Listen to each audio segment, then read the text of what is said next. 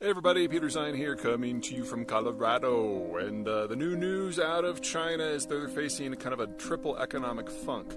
For those of you who've been following China for a while, you know that they've never really recovered from COVID, whereas nearly every other country in the world, once the opening finally happened and the end of the epidemic was declared, we saw an explosion in consumption as people tried to get back to some version of their life, which generated a lot of inflation. We've not seen that in China.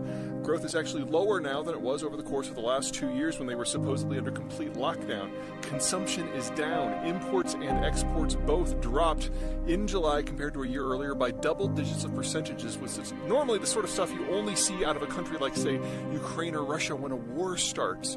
And this is happening when the Chinese are supposedly getting back to normal. Now, a lot has gone down since the opening chapters of COVID in China, which date back to the fourth quarter of 2019. But something to remember is that we saw a demographic bomb go off in China before COVID. Going back to as early as 2017, the demographics really turned negative. From 2017 to 2021, the birth rate dropped by about 40%. And even in the months before COVID, we saw new car sales, which are kind of the quintessential indication that your population is kind of up and coming and feels confident about its future and can spend a lot of money, going negative. And they've never really recovered. So now, after COVID, we've had all of these trends with 4, 5, 6 years behind them.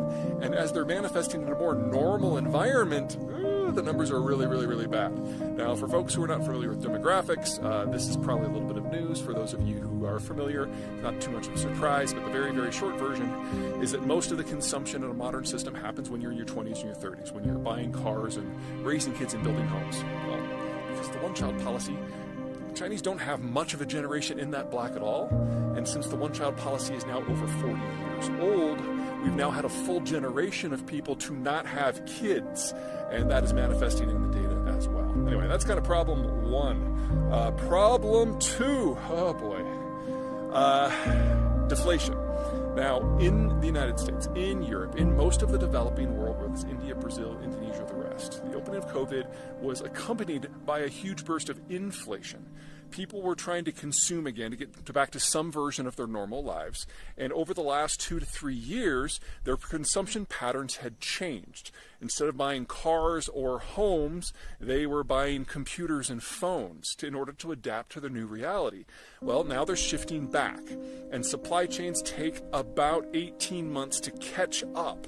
Now, in the United States, it has been 18 months now since the last state to reopen, California, did so. And so we're seeing inflation incrementally drop as it has been for the last year. This is broadly what you should expect. In China, things are going the opposite direction. The consumption boom never happened, so supply chains never had to adjust. What has happened is people are less confident in their future, so they're consuming less. And we're seeing mounting trade wars out of Europe, Japan, the United States, and increasingly secondary states like the Koreans are joining in. And that means the Chinese have fewer places to send stuff to. So what's happening is product that was normally produced for export from China is now being locked up within the Chinese system at the same time that the population is purchasing less. You have an oversupply of goods and an under demand both at home and abroad. With all those extra goods, prices go down and you get deflation. Now, short bursts of deflation are no big deal, so I don't want to overstate what's happening here. It's only 1 month of data at present. But this is what you would expect when you're at the beginning of a deflationary spiral that's caused by a fundamental mismatch between supply and demand, which is where we are going with deglobalization and the Chinese demographic trends, which are now well past the point of no return. The last country to face a major deflation burst was Japan. It started in the late 1990s, lasted for 20-25 years. You could argue that it might be over now because of their COVID reassertion of demand. That might be over-optimistic. But the issue is once those prices start to drop because of that mismatch between supply and demand, it's devilishly hard to adjust because normally you would do one of two things. Number one, you could reduce supply, but that means closing productive capacity, which means people lose their jobs, which means they spend less, which means that mismatch persists.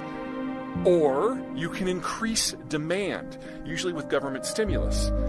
This might not work in China, and not just because of the huge demographic bomb that's going off.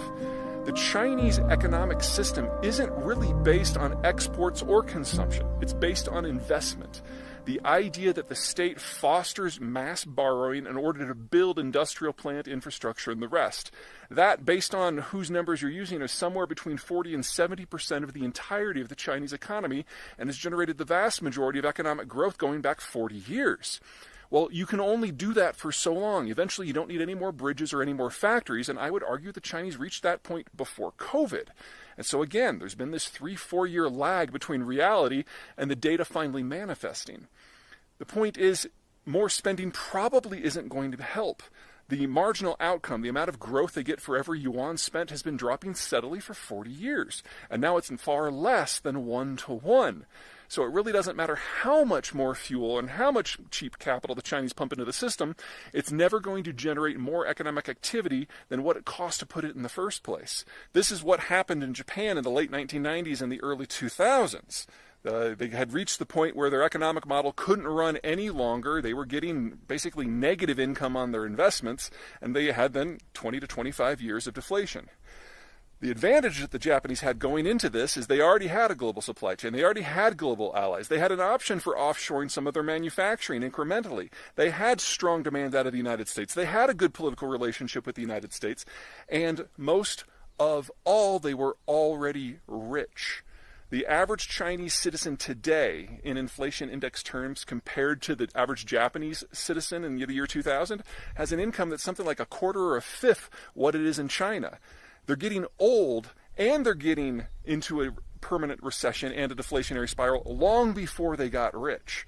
And this can end in any number of horrible ways. So again, 1 month of data. I do not want to overplay this, but I've been watching for something like this for several years now. And in the post-COVID environment, we're seeing the data belatedly match up with where demographics and geopolitical trends suggest that it should have been years ago. If this proves to be the actual story as opposed to a blip in the data, you're going to see this get significantly worse in a relatively short period of time because we have years of compressed damage that is now bursting out all at once. And because the political system in China is basically down to one-man cult of personality, the capacity of the Chinese state to come up with a creative solution is almost zero. And even in Japan, where they were willing to talk about this publicly, it still took a generation to pull out of this. And alliances. And the Chinese don't have either. All right. That's it from me. Take care.